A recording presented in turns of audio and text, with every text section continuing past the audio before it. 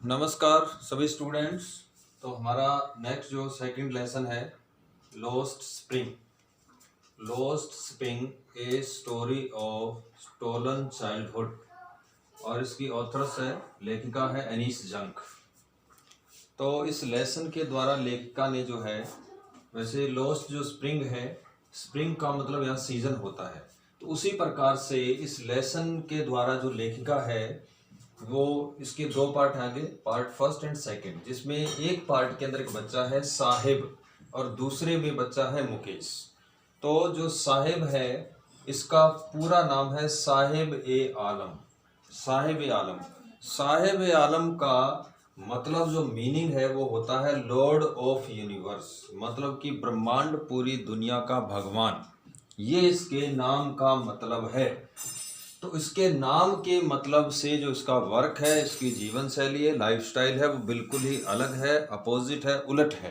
क्योंकि जो भगवान है उसके पास किसी भी चीज़ की कमी नहीं होती, लेकिन ये भिखारियों और गरीबी का जीवन जो है वो व्यतीत कर रहा है। तो इसका जो नाम है वो इसके काम के बिल्कुल उलट है, आयरोनिकल है। आयरनी क्या होती है? आयरनी का मतलब होता है कि जो बात, जो स्टेटमेंट जैसी लिखी गई है, जैसी कही गई है, उसका अर्थ उसके बिल्कुल उलट होता है, उसको आयरोनिकल बोलते हैं। तो इसका जो फर्स्ट पार्ट है, इसमें जो साहिब आलम है इसके बारे में लेखिका ने बताया है, जिसके नाम का मतलब है लॉर्ड ऑफ यूनिवर्स। और साहिब आलम जो है ये एक गरीब बच्चा है जो रैग पिकिंग का काम करता है। रैग पिकिंग, कूड़ा करकट उठा करके उसमें से जो बेचने लायक चीज़ें उनको बेच देता है और अपनी आजीविका कमाता है। तो जो साहिब आलम है वो वर्तमान के अंदर, जब चैप्टर की स्टोरी बताई जा रही है, ये सीमापुरी नाम की एक जगह पे रहता है जो दिल्ली के बॉर्डर पर स्थित है। और सीमापुरी जो है वो एक स्लम एरिया है, स्लम बस्ती है, वहाँ पर ये रहता है। लगभग 10,000 के करीब यहाँ लोग रहते हैं। और ये जो है बताया गया कि दिल्ली के नज़दीक है, लेकिन मेटाफोरिकली इसको ये बोला गया है कि जो सीमापुरी इलाका है वो दिल्ली से बहुत दूर है।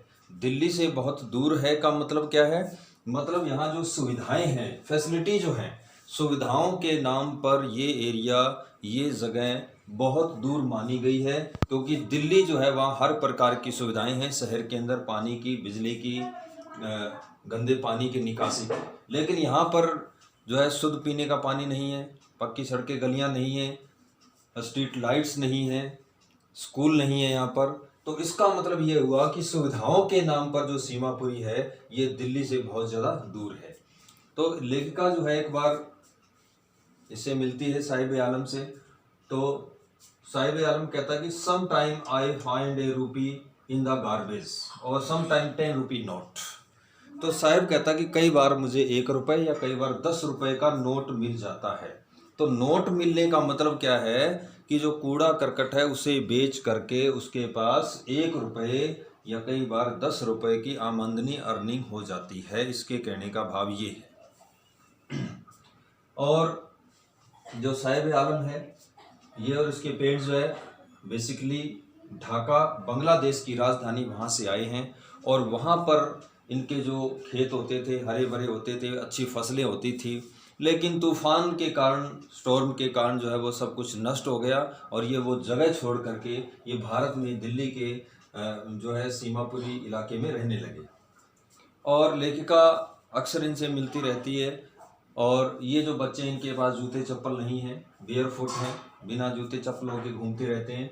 और they look at the early in the morning, मतलब सुबह जल्दी वो दिखाई देते हैं। जल्दी दिखाई देने का मतलब है 5-6 बजे, जिस टाइम आप देखते हैं कि दुकानें वगैरह बंद होती हैं, तो उस टाइम वो अपने काम पे लगे होते हैं। बाय चांस कोई शॉपकीपर, कोई दुकानदार कोई चीज़ बाहर भूल गया लोहे की वगैरह, तो ये उसको ले जाते हैं और बेच देते हैं। और दोपहर के समय ये गायब हो जाते हैं, अपने घरों को चले जाते हैं। और उसके बाद जो अर्निंग है, जो पैसे हैं, या जो गार्बेज है, गार्बेज का मतलब कूड़ा करकट, इस गार्बेज का के दो मीनिंग बताए गए हैं। दो मीनिंग कैसे बताए गए हैं? एक तो जो उनके माता पिता हैं, पेरेंट्स हैं, उनके लिए गार्बेज का क्या मतलब है, और जो बच्चे हैं उन बच्चों के लिए गार्बेज का क्या मतलब है। तो जो बच्चे हैं उनके लिए ये एक सरप्राइज है। सरप्राइज का मतलब जैसे किसी को सरप्राइज गिफ्ट मिलता है, वो बहुत ज़्यादा खुश होता है, क्योंकि छोटे बच्चे इस प्रकार से जब उन्हें पैसे मिलते हैं तो वो बहुत खुश होते हैं। जैसे वो अपनी कोई सामान खरीदना चाहते हैं खाने पीने का, तो इस प्रकार से वो खुश होते हैं, क्योंकि उनकी जो डिज़ायर्स हैं वो लिमिटेड हैं, सीमित हैं। और उसके बाद जो उनके पेरेंट्स हैं उनके लिए जो है गार्बेज का मतलब है मीन्स ऑफ सर्वाइवल, आजीविका का साधन, स्रोत। क्योंकि पेरेंट्स के ऊपर बहुत बड़ी जिम्मेवारी है अपने परिवार को चलाने की, तो इस प्रकार से जो गार्बेज है वो उनके लिए आजीविका, घर को चलाने का साधन है, स्रोत है। उसके बाद ऑथरासिस एक दिन साहिब आलम से पूछती है कि आप ये गार्बेज पिकिंग का काम, कूड़ा करकट उठाने का काम क्यों करते हैं, आप स्कूल क्यों नहीं जाते? तो साहिब आलम लेखिका से कहता है कि हमारे आसपास पड़ोस में, हमारे स्लम एरिया में कोई स्कूल नहीं है, और जिस दिन स्कूल बन जाएगा उस दिन मैं चला जाऊंगा। तो लेखिका उससे प्रॉमिस करती है कि सपोज करो कि मैं आपके इस एरिया में स्कूल बना देती हूँ, तो क्या आप जाएंगे? तो वो कहता है यस। उसका जवाब हाँ में होता है। कुछ दिनों बाद लेखिका फिर जो है उन्हें देखती, एक दिन मिलती है, तो साहिब आलम दौड़ करके लेखिका की तरफ जाता है और पूछता है कि आपका जो स्कूल है क्या वो तैयार है? मैं स्कूल जाने के लिए तैयार हूँ। तो लेखिका ने एज ए फन के रूप में उससे पूछा था, फन किया था, मजाक किया था, ना कि रियलिटी में वो स्कूल बनवाना चाहती थी।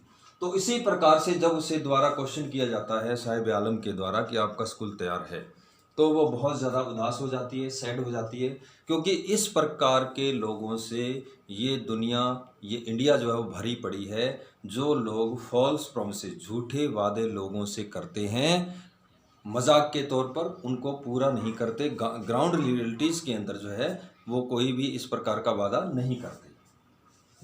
यहाँ पे जो रहने वाले रैग पिकर्स हैं उनके पास कोई भी आईडी कार्ड नहीं है, आइडेंटिटी कार्ड नहीं है, पहचान पत्र नहीं है, उनके पास सिर्फ राशन कार्ड है। राशन कार्ड के आधार पे वो जो लोग हैं वो खाने पीने की, जैसे गेहूं है, ये सस्ते रेट पर उन्हें प्राप्त हो जाती है।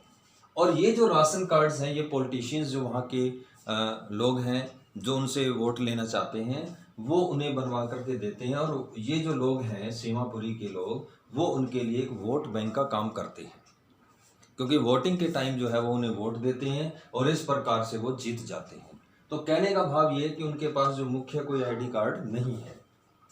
उसके बाद एक दिन जो साहिब आलम है वो अपनी रैग पिकिंग के काम को छोड़ करके एक चाय की दुकान पर काम करता है। चाय की दुकान पर काम करते हुए वो खुश नहीं है।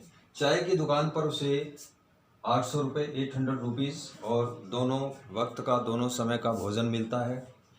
यहाँ पर खुश क्यों नहीं है? क्योंकि चाय की दुकान पर वो एक सर्वेंट था, एक नौकर था, और रैग पिकिंग करते हुए वो खुद का मालिक था। कभी भी काम पर जाए ना जाए या वहाँ पर उसे कोई कहने वाला नहीं था। और दूसरी बात, चाय की दुकान पर जो है वो दूध का भारी जो कनिस्तर है उसको कंधे पर उठाना पड़ता है, जो कि बहुत ज़्यादा भारी है। लेकिन रैग पिकिंग करते हुए उसके कंधे पर प्लास्टिक का एक हल्का सा बैग होता था, जिसको उसके लिए उठाना बहुत आसान होता था। तो इस प्रकार से जो इसमें दिखाया गया है। और यहाँ पर जो रहने वाले लोग हैं उनके जो घर हैं, घर के नाम पर जो झोपड़ियाँ हैं जो टीन और तिरपाल से बनी हुई हैं, यहाँ पर पीने के लिए कोई अच्छा पानी नहीं है। तो इस प्रकार से वो बहुत ज़्यादा गरीबी के अंदर ज़िंदगी जी रहे हैं और सरकार की तरफ से भी उनके लिए कोई भी ठोस कदम नहीं उठाया जा रहा है। तो ये आपके जो है फर्स्ट पार्ट की जो ब्रीफली स्टोरी है। नेक्स्ट पार्ट हम आगे करेंगे इसमें। थैंक यू, धन्यवाद।